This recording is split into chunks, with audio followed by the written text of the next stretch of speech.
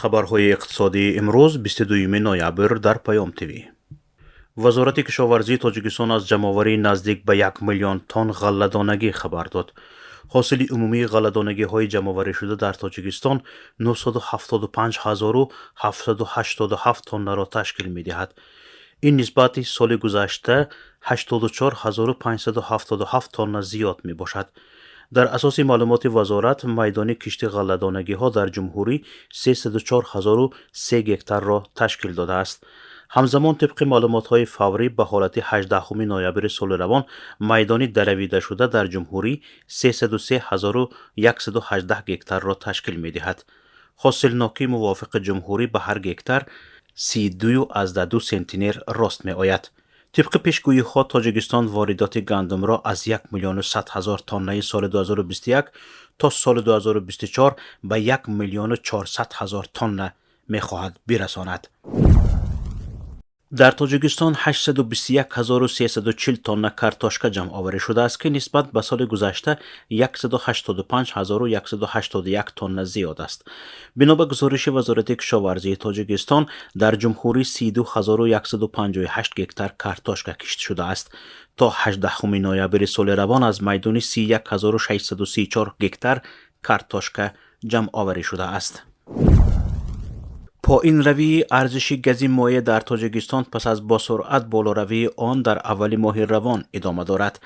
از روی معلومات نشر کرده خبرگزاری از پیروز، امروز ارزش گاز مایع در دوشنبه 6.20 درم تا 6.40 درم را تشکیل می دهد. این در حالی است که یک هفته پیش نرخ گاز مایع 6.80 درم نرخ داشت. در بعضی نقطه های فروش سوزشواری پایتخت و نواحی تابع مرکز با نرخ 6.10 درم برای 1 لیتر گاز مایع نیز واخوردن ممکن است. در نقطه های فروش سوزشواری شهر خوجند 1 لیتر گاز مایع از 5.90 درم تا 6 سومانی فروخته می شود. نیمه ماه نوامبر ارزش آن در شمال کشور تا 6.70 درم را تشکیل می داد.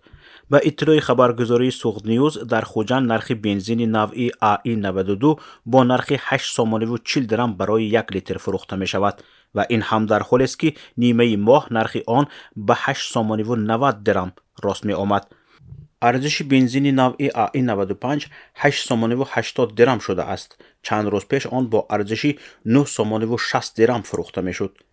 حدود 90% از حجم عمومی گاز مایع از قزاقستان به تاجیکستان آورده می شود. در حجم های نچندان زیاد از ازبکستان و روسیه هم به تاجیکستان گاز مایع وارد می شود. در تاجیکستان در یک ماه حدود 35,000 تن گاز مایع مصرف می شود.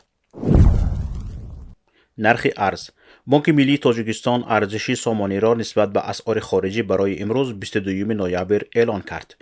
طبق نشاندهی بانک ملی تاجیکستان، ارزش 100 روبل روسی برای امروز 16.35 درم است. این نهاد قرب میانه فروش 100 دلار ایالات متحده آمریکا در مؤسسه های قرضی تاجیکستان را 1021 سومانی رسا ارزیابی کرده است. بانک ملی قرب میانه فروش 100 یورو را 1045 سومانی و 40 درم ارزیابی کرده است. نرخ طلا: بهای هر اونس طلا در معاملات صبح امروز میان بانک های لندن 1639 دلار و 9 سنت معامله شد. نرخ نفت خام: نرخ میانه فروش هر بشکه نفت خام تحویل ماه آینده در برجه های لندن 87 دلار و 21 سنت معامله شد. نرخ میانه هر بشکه نفت خام تحویل ماه آینده در برجه های نیویورک 79 دلار و 74 سنت معامله شد.